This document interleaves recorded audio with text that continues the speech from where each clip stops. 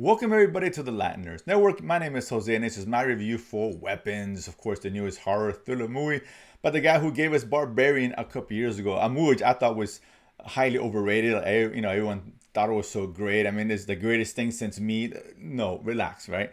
I liked the movie. I thought it was unique, well done, but it wasn't a great film. But it really left me wanting more out of this particular director, see what he can do next.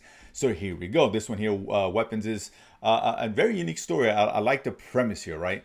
We have Julia Garner, who plays this elementary teacher, and one day every kid in the class except for one go missing around 2:17 in the morning, where the kids are asleep. They wake up, run out of their homes into the woods or whatever, never to be found. And this one kid's really the only piece, so it could be a piece to trying to figure out what's going on.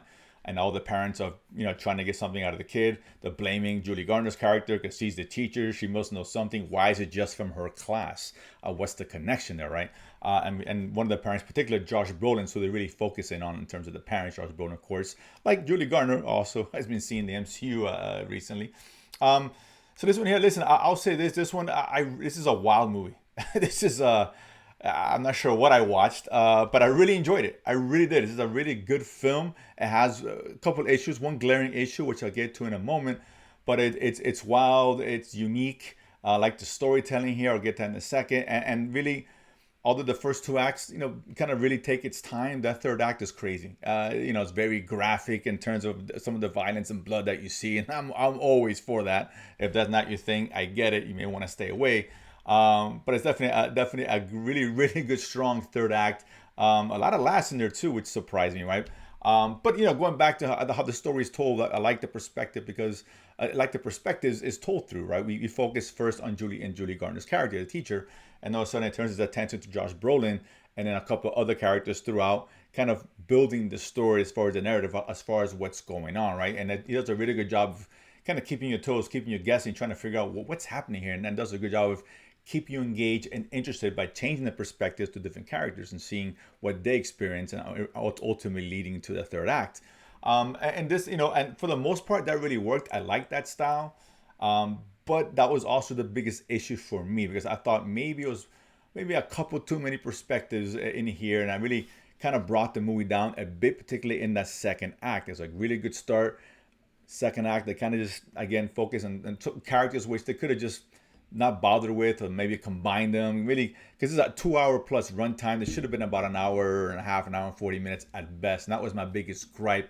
I lost a lot of momentum for me, but the third act really picks up. In terms of the horror elements, listen, this is a creepy film, very atmospheric. It's a lot of the usual jump scares you got out of this, but a lot of creepy moments here and there. And it got me a couple of times with the audience like, oh, why jumping out of the seat, if you will. So that was really good to see because again, this is at the end of the day, this billed as being a horror film, and although it's not a true horror film per se, there's a lot of horror elements in there. In terms of when you do discover what's going on, for me that was kind of a little bit of a letdown. I expected something a little more interesting, but that being said, the execution of the ending and what the wild turn of events this movie takes is really good. I think it really brought the movie up from a kind of a slow second act.